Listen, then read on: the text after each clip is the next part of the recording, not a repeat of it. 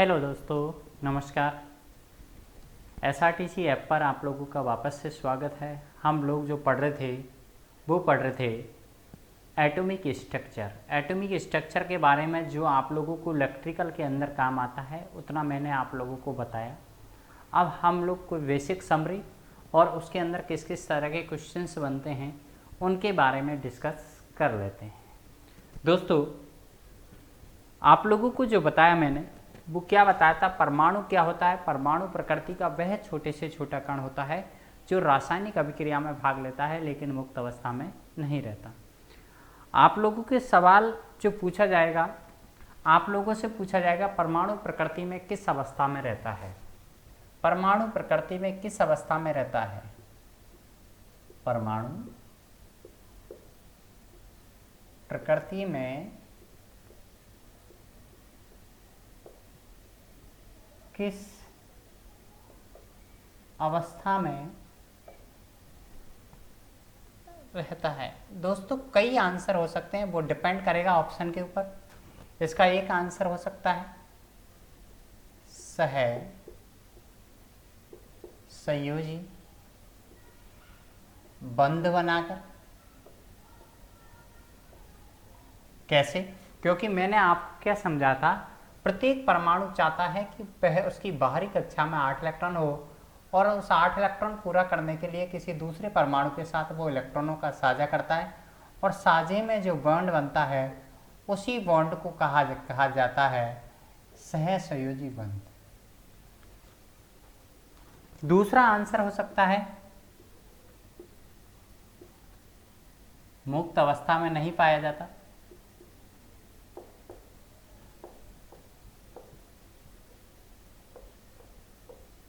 होता। दोस्तों, अकेला मुक्त फ्री कंडीशन में अकेला इलेक्ट्रॉन्स नहीं रह सकता। दोस्तों, मैं कुछ समझाने का प्रयास करूंगा। आप लोगों ने परमाणु होता क्या है, परमाणु की अगर बात की जाए तो परमाणु बेसिकली आप लोगों ने एक तो पढ़ा होगा द्रव्य और एक होता है द्रव्य। द्रव्य क्या होता है? द्रव्य उसे कहते हैं जैसे जो हमारा क्या कहलाता है, तरल। और द्रव्य क्या होता है? द्रव्य का मतलब होता है पदार्थ। आज मैं चाहे इस पदार्थ की बात करूं, चाहे इस पदार्थ की बात करूं, चाहे किसी भी पदार्थ की अगर बात करूं, वो किन्हीं पार्टिकल से मिलकर बना है। इन पार्टिकल को समझाने का प्रयास किया था जॉन डाल्टन ने। किसने किया था? जॉन डाल्टन ने क्या किया? जॉन डाल्टन ने क्या किया, इस किसी भी द्रव्य को टुकड़े करता गया, टुकड़े करता गया, किसी भी द्रव्य अर्थात किसी पदार्थ के टुकड़े करते गया और टुकड़े करते ऐसे पार्टिकल्स का निर्माण कर दिया कि उन्हें और ज़्यादा विभाजित नहीं किया जा सकता था, और ज़्यादा विभाजित नहीं किया जा सकता था। तो जो लास्ट में जाके जो पार्टिकल बचा, जो अविभाज्य कण था, उसे ही कहा गया परमाणु। क्या कहा गया दोस्तों? परमाणु। परमाणु किसी द्रव्य का, किसी पदार्थ का वह छोटे से छोटा कण है जिसे और ज़्यादा नहीं तोड़ा जा सकता और ज़्यादा विभाजित नहीं किया जा सकता, उसे हम कहते हैं परमाणु। परमाणु सामान्यतः अकेला नहीं उपस्थित होता है, जो किसी दूसरे परमाणु के साथ आणविक बंध बनाकर उपस्थित होता है। कैसा रहता है? आणविक बल के द्वारा बंध के और एक सहसंयोजी बंध बनाकर उपस्थित होता है। ध्यान रखना दोस्तों, तो ध्यान रखना। लेकिन ये जॉन डाल्टन ने जो बताया था, इस परमाणु को भी आगे कुछ वैज्ञानिक आए थे जिन्होंने और भी ज़्यादा डिफाइन किया, समझाने का प्रयास किया। उन्होंने क्या बताया कि ये परमाणु सिर्फ अकेला नहीं है, सिर्फ इसके अंदर प्रोटॉन भी होता है, इलेक्ट्रॉन भी होता है और न्यूट्रॉन भी होता है। वो वैज्ञानिक आए कौन कौन से? हमारे जे थॉमसन, गोल्डस्टिन, देन हमारा कौन, हमारा दोस्त जो था जेम्स चैडविक ने न्यूट्रॉन की खोज की थी। प्रोटॉन की जो खोज की थी गोल्डस्टिन ने की थी।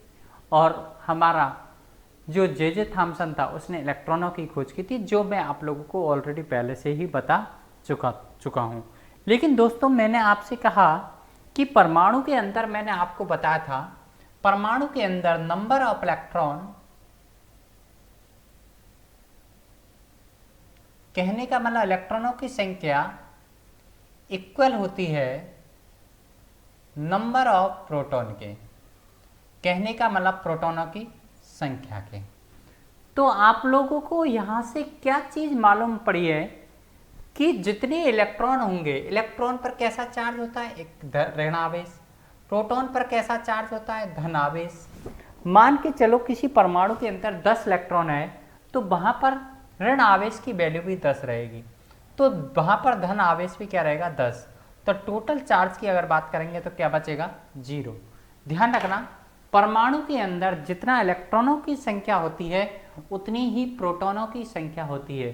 परमाणु के अंदर नंबर ऑफ इलेक्ट्रॉन्स, क्या समझाना चाह रहा हूँ, किसी परमाणु के अंदर इलेक्ट्रॉनों की संख्या और प्रोटॉनों की संख्या क्या होती है, बराबर होती है। और इस इलेक्ट्रॉन या प्रोटॉनों की संख्या को ही दोस्तों क्या कहते हैं, परमाणु संख्या कहते हैं। क्या कहते हैं, परमाणु संख्या कहते हैं। किसी भी परमाणु के अंदर इलेक्ट्रॉनों की संख्या और प्रोटॉनों की संख्या क्या रहती है, हमेशा बराबर रहती है, और इस संख्या को ही कहा जाता है परमाणु संख्या, अर्थात एटॉमिक नंबर, परमाणु क्रमांक। तो ध्यान रखना, परमाणु क्रमांक, तो जितना इलेक्ट्रॉन होगा, जितना नेगेटिव चार्ज होगा उतना ही पॉजिटिव चार्ज होगा, और अगर दोनों बराबर चार्ज होंगे, बराबर प्रकृति के होंगे, तो एक दूसरे को निरस्त कर देते हैं, और निरस्त करने के कारण परमाणु के ऊपर टोटल जो चार्ज बचेगा वो क्या बचेगा, 0। तो यहाँ से एक और ऑप्शन आता है, वो भी लिख सकते हैं हम लोग कि परमाणु प्रकृति के अंदर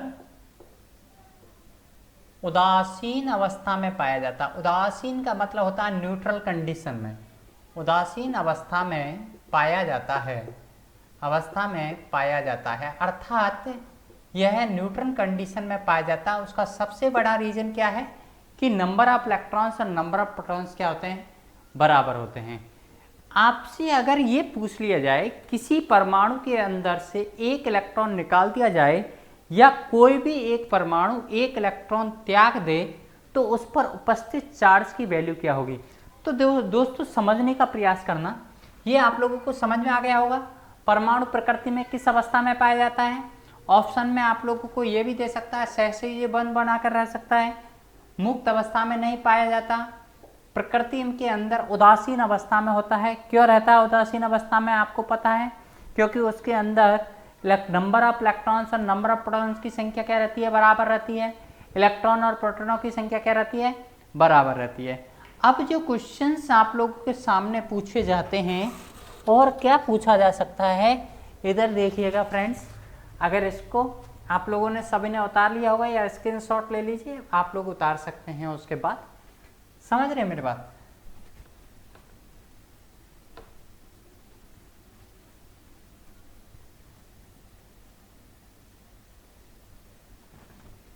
दोस्तों और क्या क्वेश्चंस, किस तरीके के क्वेश्चंस पूछे जा सकते हैं इसके अंदर से, क्या क्या क्वेश्चंस बन सकते हैं।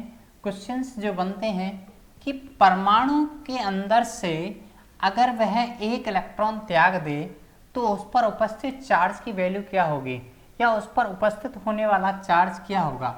एक बात ध्यान रखना, अगर कोई भी इलेक्ट्रॉन्स, अगर नाभिक के अंदर हम बात करते हैं, परमाणु का न्यूक्लियर होता है, न्यूक्लियर में प्रोटॉन्स होते हैं, प्रोटॉन्स के अलावा न्यूट्रॉन्स होते हैं। प्रोटॉन्स पर कैसा चार्ज होता है, धनावेश होता है। कैसा होता है, धनावेश होता है। और यहाँ पर नाभिक के चारों तरफ कुछ ऑर्बिट होती हैं जिन्हें कक्षाएं कहते हैं। इन कक्षाओं में कौन उपस्थित होता है, इन कक्षाओं में इलेक्ट्रॉन्स उपस्थित होते हैं। कौन से उपस्थित होते हैं, इलेक्ट्रॉन्स। और इस इलेक्ट्रॉन पर कौन सा चार्ज होता है, ऋण आवेश होता है। मैंने कहा 10 इलेक्ट्रॉन है तो 10 ही क्या होगा, प्रोटॉन होगा। नेगेटिव का 10 तो पॉजिटिव का भी 10। लेकिन मैंने कहा एक इलेक्ट्रॉन त्याग दिया, एक इलेक्ट्रॉन त्यागते ही इलेक्ट्रॉन्स कितने रह जाएंगे, 9। लेकिन अभी प्रोटॉन तो 10 ही रहना है, तो वहाँ पर उपस्थित चार्ज की वैल्यू क्या रह जाएगी, प्लस का 1, अर्थात एक पॉजिटिव चार्ज ज़्यादा होगा, वो धन आवेश युक्त हो जाएगा। कैसा हो जाएगा, धन आवेश युक्त हो जाएगा। अगर कोई भी इलेक्ट्रॉन्स, कोई भी परमाणु एक इलेक्ट्रॉन त्याग देता है तो उस पर उपस्थित चार्ज की वैल्यू क्या होगी, धन आवेशित। कैसा हो जाएगा वो, धन आवेशित।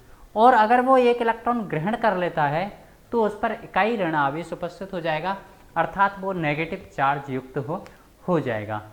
कैसा हो जाएगा, नेगेटिव चार्ज। तो दोस्तों क्वेश्चन आप लोगों से अगर पूछा जाए परमाणु प्रकृति में किस अवस्था में पाया जाता है, उदासीन अवस्था में। कैसी अवस्था में, उदासीन।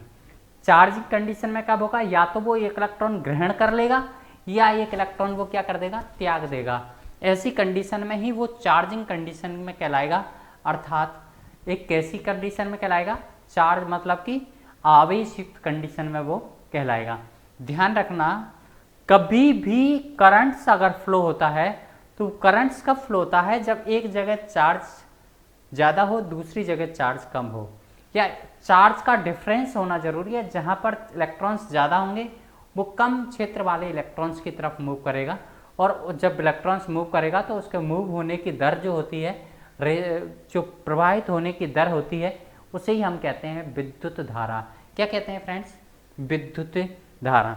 बाकी के क्वेश्चंस किस तरह के आते हैं, बाकी के क्वेश्चंस आते हैं इलेक्ट्रॉन्स कहाँ पाया जाता है, प्रोटॉन्स कहाँ पाया जाता है, न्यूट्रॉन्स कहाँ पाया जाता है, इलेक्ट्रॉन्स पर कैसा चार्ज होता है, धनावेश ऋणावेश होता है, प्रोटॉन पर कैसा चार्ज होता है, धनावेश होता है, नाभिक में कौन कौन से कण पाए जाते हैं, प्रोटॉन और न्यूट्रॉन पाए जाते हैं, बाहरी कक्षा में कौन कौन से कण पाए जाते हैं, इलेक्ट्रॉन्स पाए जाते हैं। इलेक्ट्रॉन्स जहां पर उपस्थित होता है उसे क्या बोलते हैं, ऊर्जा स्तर। क्या बोलते हैं, ऊर्जा स्तर, क्योंकि जिसमें ऊर्जा का मान हमेशा फिक्स रहता है। दोस्तों एक बात अच्छी तरह ध्यान रखना, जैसे ये नाभिक है, नाभिक के चारों तरफ कुछ कक्षाएं होती हैं, इन्हें बोलते हैं ऊर्जा स्तर। जब तक इन कक्षाओं से एनर्जी का ड्रॉप नहीं होगा या एनर्जी अवशोषित नहीं होगी, या एनर्जी उत्सर्जित नहीं होगी, तब तक ये कक्षा के अंदर इलेक्ट्रॉन्स मूव करते रहेंगे। हाँ, अगर कोई एनर्जी इससे बाहर निकले, एनर्जी क्या निकले, बाहर, तो ऐसी कंडीशन के अंदर ये इलेक्ट्रॉन कमजोर हो जाता है और नाभिक इसको क्या कर लेता है, अपनी तरफ बांधने का प्रयास करता है।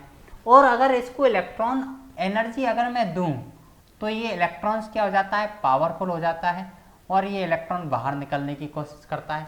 इसके अंदर से ऊर्जा का उत्सर्जन या अवशोषण जो होता है वो एक बंडलों के रूप में होता है। इस बंडलों को कहते हैं क्वांटम संख्या। क्या कहते हैं दोस्तों, क्वांटम संख्या। ध्यान रखना, कभी भी किसी परमाणु के अंदर ऊर्जा सतत रूप से नहीं निकलती, ना ही सतत रूप से ग्रहण करता है।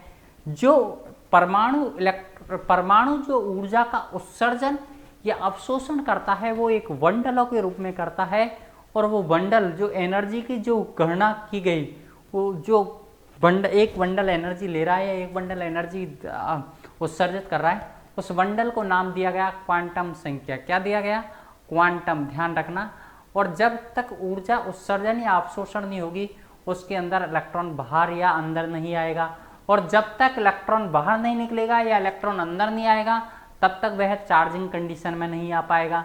तो चार्जिंग कंडीशन में आने के लिए एनर्जी या तो देते हैं या एनर्जी उससे बाहर निकालते हैं, तभी जाके वो चार्जिंग कंडीशन में आ सकता है। समझ रहे हो, ऐसी अवस्था को कहते हैं उत्तेजित अवस्था। क्या कहते हैं, उत्तेजित अवस्था अर्थात एक्साइटिंग कंडीशन। ध्यान रखना दोस्तों, अगर हम बात करें कि क्या इलेक्ट्रॉन्स पर चार्ज होता है, तो इलेक्ट्रॉन्स पर जो चार्ज की वैल्यूएशन है फ्रेंड्स, इलेक्ट्रॉन्स पर जो आवेश का मान है वो कितना है, 1.602 इंटू 10⁻⁻⁻⁰ कूलम। दोस्तों एक इलेक्ट्रॉन्स पर जो चार्ज की वैल्यू है वो 1.602 इंटू 10⁻⁻⁻⁰ कूलम है। कितना है, -19 कूलम। दोस्तों एक इलेक्ट्रॉन पर चार्ज की वैल्यू कितनी है, इतनी है 1.602 × 10⁻⁻19 कूलाम। इतनी इलेक्ट्रॉन्स, एक इलेक्ट्रॉन्स पर इतना चार्जेज है, इतने कूलाम का चार्जेज है। अगर मैं आपसे ये पूछना चाह रहा हूँ कि एक कूलाम का चार्ज कितने इलेक्ट्रॉन्स पर होगा, एक कूलाम का चार्ज बराबर कितने इलेक्ट्रॉन्स होंगे, समझ रहे हैं मेरी बात। नंबर ऑफ इलेक्ट्रॉन्स की वैल्यू अगर पूछा जाए तो कैसे निकालोगे बताओ। मैं कह रहा हूं एक इलेक्ट्रॉन पर इतना कूलाम का चार्ज है, एक इलेक्ट्रॉन पर इतना है, तो 10 इलेक्ट्रॉन पर कितना होगा, 10 गुना। 1 इलेक्ट्रॉन पर इतना चार्जेज है तो 10 इलेक्ट्रॉन पर कितना होगा, इतना कूलाम। 50 इलेक्ट्रॉन पर कितना होगा, इतना कूलाम। 100 इलेक्ट्रॉन पर कितना होगा, इतना कूलाम। कहने का मतलब नंबर ऑफ इलेक्ट्रॉन से अगर मैं एक कूलाम पर, एक इलेक्ट्रॉन पर चार्ज की वैल्यू को गुणा कर दूंगा तो उन टोटल नंबर ऑफ इलेक्ट्रॉन्स में चार्ज की वैल्यू निकल आएगी, हैं। मान के चलो एक एग्जांपल दिया मैंने, Q बराबर N इंटू ई, ऐसे निकाल सकते हो। N क्या है यहां पर, नंबर ऑफ इलेक्ट्रॉन्स,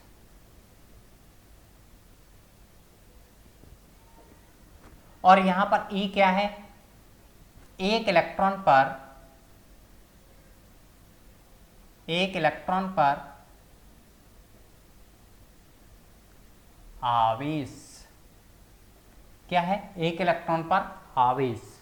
तो देखो अगर मैंने आपसे कहा कि एक इलेक्ट्रॉन पर कितना आवेश है, 1.602 × 10⁻⁻19 कूलाम। एक इलेक्ट्रॉन पर इतना है तो 10 पर कितना होगा, 10 को गुणा कर दो। 50 पर कितना होगा, 50 से गुणा। 100 पर कितना होगा, 100 गुना। 1000 पर कितना होगा, 1000 गुना। लाख पर कितना होगा, लाख गुना। समझ रहे हैं मेरी बात। तो आपसे अगर ये पूछ लिया जाए कि मुझे एक कूलाम का चार्ज प्रवाहित कराने के लिए कितने इलेक्ट्रॉनों की जरूरत पड़ेगी, तो ये क्या है, n क्या है, इलेक्ट्रॉनों की संख्या, तो n निकालना चाहूंगा तो Q/E, कितना चार्ज प्रवाहित कराना है मुझे, एक कूलाम का। E का मान कितना है, 1, एक कूलाम पर आवेश, तो कितना है 1.602 × 10⁻⁻19।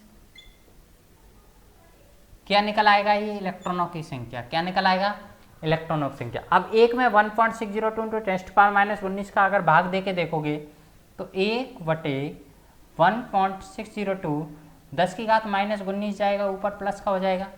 अगर मैं 1.602 का भाग दूं 1 में तो कितनी बार जाएगा, 0.624 बार। कितनी बार जाएगा दोस्तों, 0.624 बार। तो 0.624 × 10⁻19 इलेक्ट्रॉन।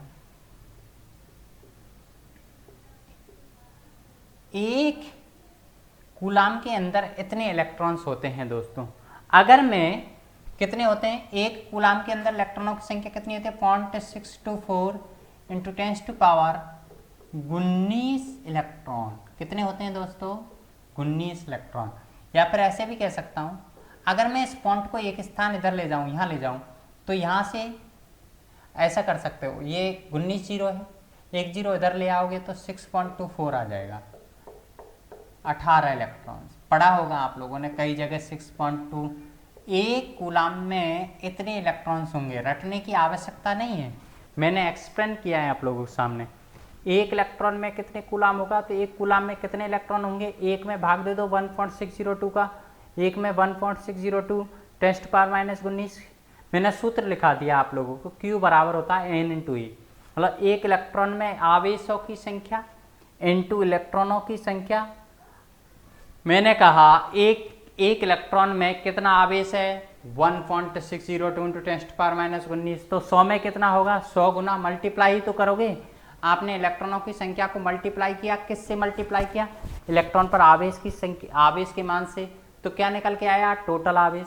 तो टोटल आवेश कैसे निकाला, Q बराबर N × E। क्या नहीं निकाला, आगे और समझाऊंगा इसको, जब धारा की बात करेंगे हम लोग तब भी हम इसकी बात करेंगे। तो Q का मान कितना आ गया, N × E। कहने का मतलब एक चीज समझ में आ गई, ये Q क्या है, ये Q है विद्युत की मात्रा, क्वांटिटी ऑफ इलेक्ट्रिसिटी। इस ये किसके ऊपर उपस्थित है? इलेक्ट्रॉन्स के ऊपर। तो इलेक्ट्रॉन्स जो है वो विद्युत की मात्रा को ले जाने का या बहाने का कार्य करता है। अगर एक इलेक्ट्रॉन कहीं होकर निकल रहा है तो कितना आवेश ले जा रहा है? 1.602 × 10⁻⁴।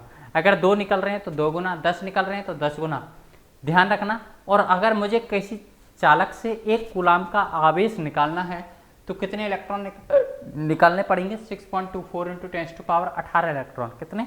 6 रटने की आवश्यकता नहीं है। गौर से देखिएगा मैंने क्या समझाया, उस चीज़ को समझने का प्रयास कीजिएगा। Q बराबर N × E था। N मतलब नंबर ऑफ इलेक्ट्रॉन्स, E मतलब इलेक्ट्रॉन पर उपस्थित आवेश। अगर कभी आप लोगों से आवेश का मान दे रखा है, 1 इलेक्ट्रॉन पर आवेश का मान पता ही है, नंबर ऑफ इलेक्ट्रॉन्स पूछ रहे, मैंने कहा 1 कूलाम के आवेश को बहाने के लिए कितने इलेक्ट्रॉन चाहिए, तो N याद करना है तो Q/E आ जाता है। Q मतलब 1 कूलाम का बहाना है, E का मतलब इतना होता ही है। मैंने कहा 2 कूलाम का तो 2 में भाग दे देना, 10 कूलाम में कितने इलेक्ट्रॉन्स होंगे तो 10 में भाग दे देना, इसका अपने आप ही निकल के आ जाएगा। ये सारी चीज़ें, इसीलिए तो मैंने आपको एटॉमिक स्ट्रक्चर पहले पढ़ाया है। परमाणु संरचना पढ़ाने का तात्पर्य और कुछ नहीं है, ताकि आप लोग इन छोटी छोटी चीज़ों को सीख जाओ। ध्यान रखना, प्रोटॉन्स के भी ऊपर बात करेंगे तो प्रोटॉन्स पर भी यही चार्जेज होता है। सवाल पूछ लिया जाए तो प्रोटॉन पर भी यही चार्जेज होता है, लेकिन न्यूट्रॉन पर कोई चार्जेज नहीं होता। न्यूट्रॉन पर कोई चार्जेज नहीं होता, ध्यान रखना दोस्तों। किसी भी तरह की अगर कोई दिक्कत है तो आप लोग पूछ सकते हो।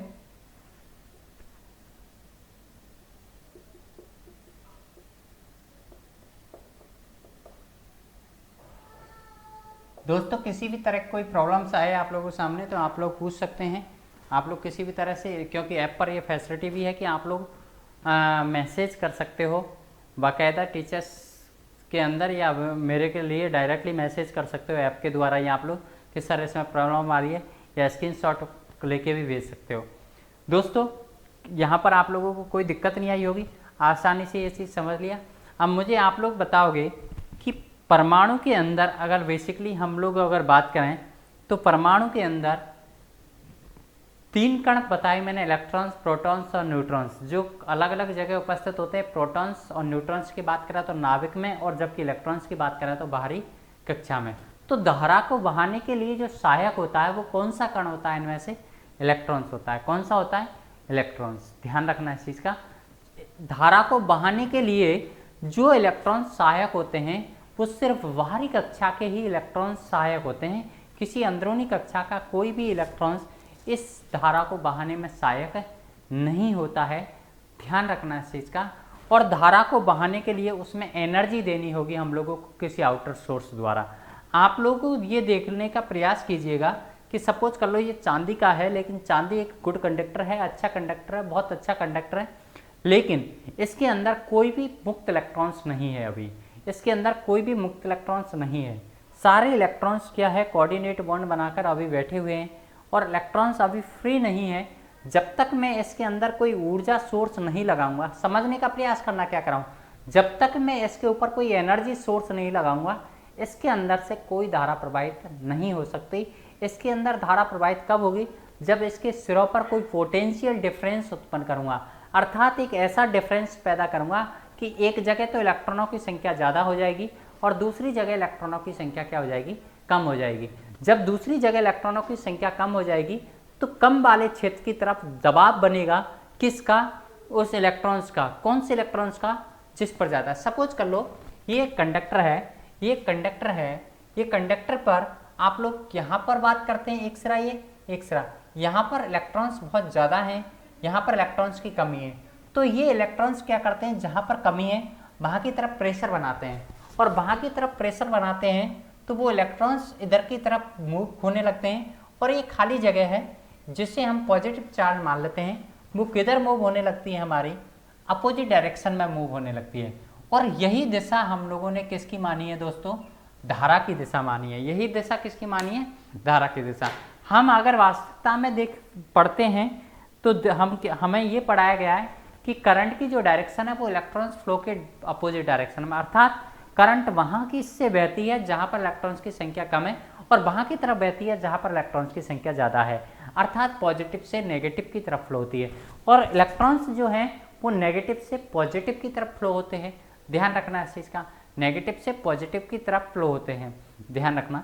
और दोस्तों आप लोगों से क्वेश्चंस और जो इसके अंदर से पूछे जा सकते हैं वो ये पूछे जा सकते हैं, परमाणु भार क्या होता है, परमाणु भार क्या होता है, एटॉमिक वेट किसे कहते हैं। तो मैंने आपको बता दिया था पहले ही, इलेक्ट्रॉनों की संख्या प्लस न्यूट्रॉनों की संख्या प्लस न्यूट्रॉनों की संख्या, न्यूट्रॉनों की संख्या हमारी क्या कहलाती है, परमाणु भार कहलाती है। मतलब परमाणु संख्या, क्योंकि इलेक्ट्रॉनों की संख्या ही क्या कहलाएगी, परमाणु संख्या, क्या कहलाएगी, परमाणु संख्या। अर्थात परमाणु संख्या के साथ में न्यूट्रॉनों की संख्या, n मतलब नंबर, n मतलब न्यूट्रॉन, नंबर ऑफ न्यूट्रॉन, न्यूट्रॉनों की संख्या को इलेक्ट्रॉनों की संख्या के साथ जो दोगे तो हमारे पास क्या आएगा, एटॉमिक वेट, क्या आ जाएगा, एटॉमिक वेट, परमाणुक भार, जिसके मैंने आप लोगों को क्वेश्चंस भी करके बताए थे, जिसके मैंने आपको क्वेश्चंस के भी करके बताए थे, ध्यान रखना दोस्तों। तो आप लोगों को इसमें कोई समस्या नहीं होगी, आप लोग आसानी से इस चीज़ को समझ पा रहे होंगे कि मैं क्या कहना चाह रहा हूँ। और ध्यान रखना दोस्तों,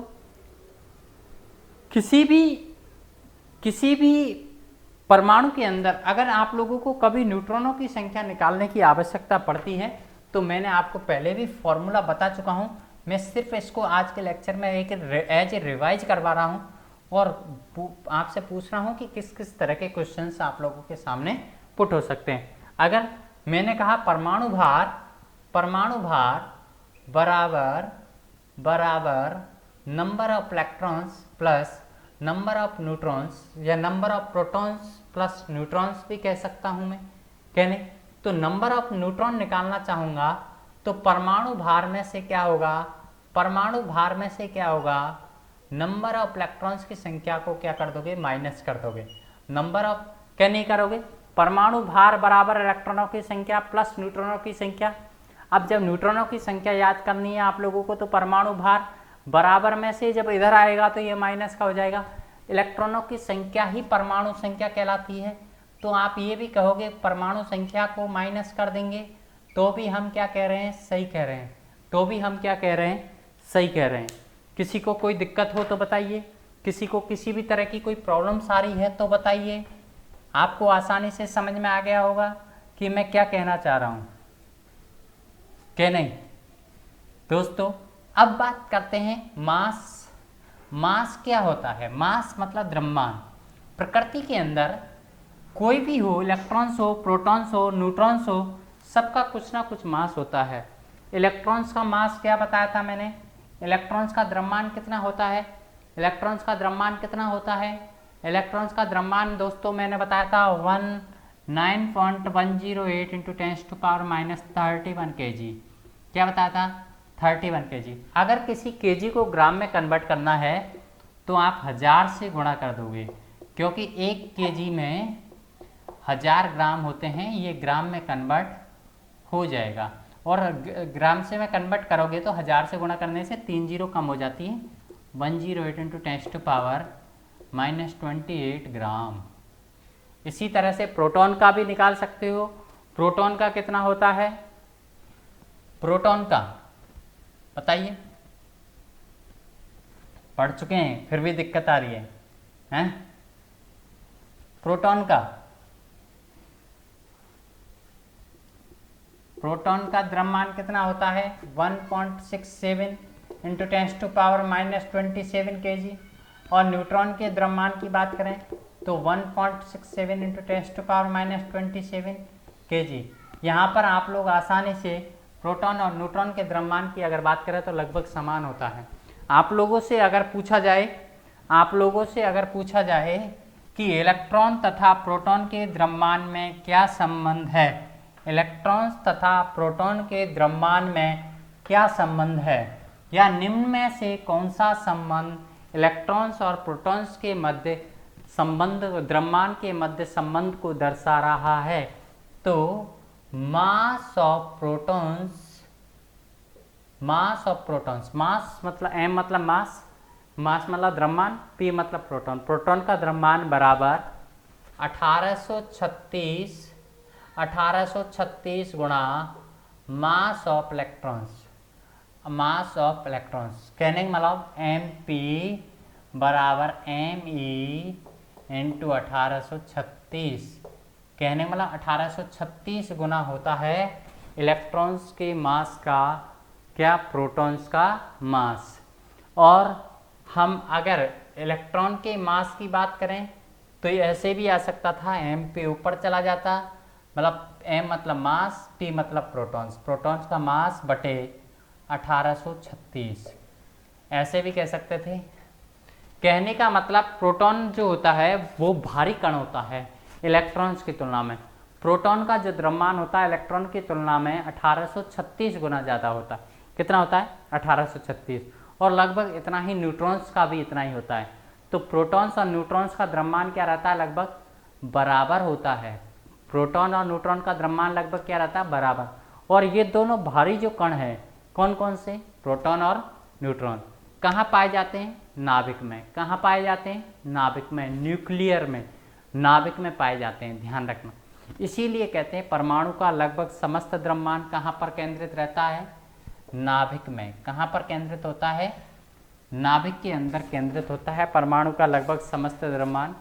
परमाणु का आकार कितना रहता है? परमाणु का आकार मैंने कल की बताया था 10⁻⁻10 मीटर। और नाभिक का आकार कितना रहता है? 10⁻⁻15 मीटर। ये हमारा क्या है? उसके नाभिक का आकार है। शायद किसी को किसी भी तरह की कोई प्रॉब्लम्स नहीं होगी।